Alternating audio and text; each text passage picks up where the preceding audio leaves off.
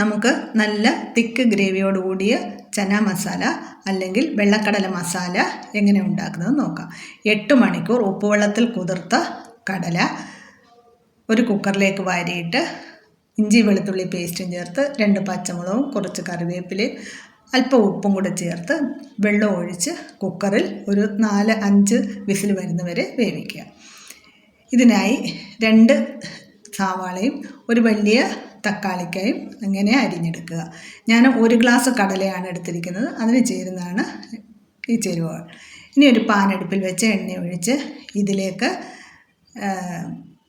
പെരിഞ്ജീരകവും പട്ട, ഏലക്ക, ഗ്രാമ്പൂ, ഒരു ബേ ലീഫ് എല്ലാം കൂടെ ഇട്ട് മൂപ്പിക്കുക.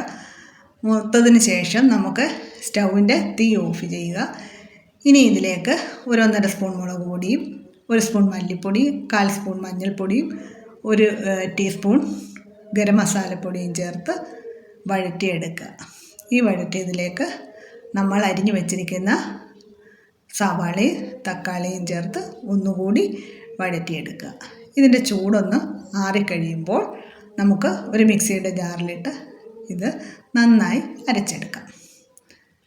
ഇതേ പാനിൽ തന്നെ നമ്മൾ ഈ അരപ്പ് ഒഴിച്ച് മിക്സി കഴുകിയ വെള്ളം കൂടെ ചേർക്കുക. മിക്സി കഴുകാൻ പച്ചവെള്ളം ഉപയോഗിക്കാതിരിക്കുക. ചൂടുവെള്ളത്തിൽ മിക്സി കഴുകി ഈ ചാറും കൂടി ഇതിലേക്ക് ഒഴിച്ചിട്ട് ഒരു തള വരുമ്പോൾ നമ്മൾ വേവിച്ച് വെച്ചിരിക്കുന്ന വെള്ളക്കടല ഇതിലേക്ക് ചേർത്ത് അടച്ച് വെച്ച് ഒരു 5 മിനിറ്റ് വേവിച്ചെടുക്കുക. നല്ല കുറുകിയ ചാറോടുകൂടിയ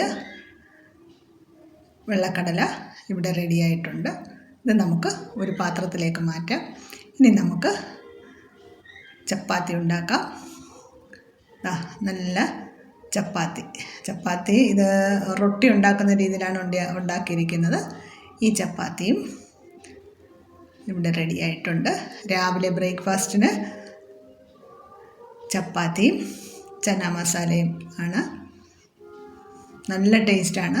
സാധാരണ നമ്മൾ വെള്ളക്കടല എത്ര കറി വെച്ചാലും അതിൻ്റെ അരപ്പ് പിടിക്കത്തില്ല, ഇങ്ങനെ അടക്കും. അപ്പോൾ ഇങ്ങനെ ഉണ്ടാക്കിയാൽ നല്ല തിക്കായിട്ട് ഗ്രേവിയും കിട്ടും. ഈ മസാല ഈ കടലയിൽ പൊതിഞ്ഞ് തന്നെ ഇരിക്കും.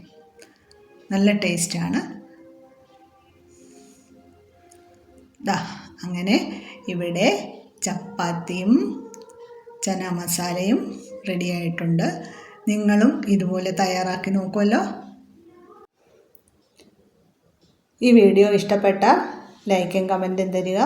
അപ്പോൾ ഇനിയും മറ്റൊരു വീഡിയോയുമായി വീണ്ടും കാണാം. അതുവരേക്കും എല്ലാവർക്കും നമസ്കാരം.